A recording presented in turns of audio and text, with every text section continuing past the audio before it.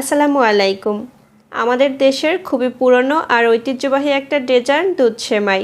আমার কাছে মনে হয় আপনারা কম বেশি সবাই এই রান্নাটা জানেন। তারপরেও যারা দুধ চিনির পারফেক্ট রেশিওতে দুধ সেমাইয়ের একটা রেসিপি খুঁজছিলেন এবং যারা নতুন রাঁধুনি খুঁটিনাটি কিছু টিপসের প্রয়োজন তাদের জন্যই আমার আজকের আয়োজন। চলুন তাহলে শুরু করা যাক। দুধ সেমাই রান্না করার জন্য যে সেমাইটা ব্যবহার করা হয় সেটাকে বলে ভার্মিচেলি। সেমাইটাকে আমি প্রথমে ছোট ছোট করে ভেঙে নিয়েছি, তারপর কাপে মেপে নিচ্ছি। সেমাইটা অবশ্যই ছোট ছোট করে ভেঙে নেবেন, তাতে রান্না করতে সুবিধা হবে আর খেতেও। আমি এখানে 1 কাপ সেমাই নিয়েছি। এবারে আমরা সেমাইটাকে ভেজে নেব। এখানে একটা প্যানে 1 টেবিল চামচ নিয়ে নিচ্ছি ঘি। ঘিটা যখন হালকা গরম হবে তখন আমি আগে থেকে ভেঙে রাখা সেমাই দিয়ে আলতোভাবে নেড়েচেড়ে ভেজে নিচ্ছি। সেমাইটাকে যদি এভাবে একটু ভেজে না নেওয়া হয় তাহলে রান্নার সময় এটা গায়ে গায়ে লেগে যায় আর কেমন একটা দলা দলা ভাব চলে আসে। তাই অবশ্যই সেমাইটাকে হালকা করে একটু ভেজে নেবেন। চুলার আঁচ একদম লোতে রেখে সেমাইটা কিছুক্ষণ ভেজে নেওয়ার পরে এটা যখন কালারটা কিছুটা চেঞ্জ হয়ে যাবে তখন চুলা থেকে নামিয়ে নিতে হবে। তবে খেয়াল রাখবেন কোনোভাবে সেমাইটা যেন পুড়ে না যায়। পুড়ে গেলে কিন্তু রান্নার পরে ওই কালো কালো সেমাইগুলো উপরে ভেসে উঠবে আর দেখতে খুবই বাজে লাগবে। এবারে সেমাইটা রান্না করার পালা। এজন্য এখানে আমি একটা মেজারমেন্ট কাপের 7 কাপ দুধ নিয়েছি। আর দুধটাকে আমি ঘন করে নেব, কারণ আমি ঘন দুধে সেমাইটা রান্না করতে পছন্দ করি। তারপর এখানে আমি ছোট 2 টুকরো দারুচিনি আর 3টা এলাচ একটু মুখ ফেটিয়ে দিয়ে দিচ্ছি।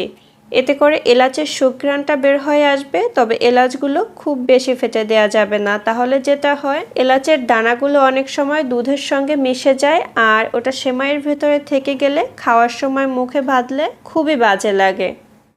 7 কাপ দুধ নেওয়ার কারণ হচ্ছে দুধটাকে জ্বালিয়ে আমি একটু ঘন করব। দুধ ঘন করার অনেক উপায় আছে। গুঁড়ো দুধ দেওয়া যায়, কনডেন্স মিল্ক দেওয়া যায়, ক্রিম দেওয়া যায়, দুধের সর দেওয়া যায়। আমি ওসব ঝামেলায় যাইনি। আমি যেটা করেছি 7 কাপ দুধ নিয়েছি। এখন এই দুধটাকে আমি নেড়ে নেড়ে জাল করে 5.5 কাপের মতো করে নেব। যেহেতু এর মধ্যে আমি আলাদা কিছু দিচ্ছি না, তাই এভাবে জাল করে একটু ঘন করে নিচ্ছি। আর জাল করার সময় একটু তলা ঘেঁষে ঘেঁষে নাড়তে হবে, যাতে নিচে মিল্ক সলিড না জমে আর সাইডে যে সরটা জমে, উপরে যে সরটা জমে সেটাও ভালো করে কেখে এই দুধের সঙ্গে মিশিয়ে দিবেন। তাহলে সেমাইয়ের মধ্যে বেশ একটা মালাই মালাই ব্যাপার চলে আসবে। দেখতেই পাচ্ছেন দুধটা বেশ ঘন হয়ে এসেছে, 6 কাপের থেকে একটু কম হয়েছে। এখন এর মধ্যে আমি সেই ভেজে নেওয়া সেমাইগুলো দিয়ে দিচ্ছি। সেই সাথে মিষ্টি করার জন্য চিনি দিয়ে দিচ্ছি। প্রতি 1 কাপ সেমাইয়ের জন্য 3/4 কাপ করে চিনি যদি নেন তাহলে মিষ্টিটা একদম ঠিকঠাক থাকবে। তবে যারা একটু হালকা মিষ্টি খেতে পছন্দ করেন সেক্ষেত্রে 1/2 কাপ দিলেই হবে। 1 চিমটি পরিমাণে দিয়েছি লবণ আর সেই সাথে কিছু কিশমিশ আর বাদাম দিয়ে দিচ্ছি। চাইলে ঘি ভাজাটাও দিতে পারেন। এবার এই সমস্ত কিছু একসঙ্গে জাস্ট 2 থেকে 3 বার একটু বলক তুলে নেব মিডিয়াম আঁচে। খুব বেশি সময় ধরে এটাকে আর জাল করার কিছু নেই, যেহেতু দুধ আমরা আগে থেকেই ঘন করে নিয়েছি। এখন শুধু সেমাইটাকে সেদ্ধ করে নেওয়া পর্যন্ত রান্না করতে হবে। আর এই যে দেখতে পাচ্ছেন 2 থেকে 3টা বলক আসার পরে সেমাই সেদ্ধ হয়ে গিয়েছে। এর থেকে যদি ঘন করে নামাতে চান তাহলে ঠান্ডা হওয়ার পরে এটা একদম ঘন হয়ে আঠালো হয়ে যাবে। তাই এরকম কিছুটা পাতলা থাকতেই এটা নামিয়ে ফেলতে হবে।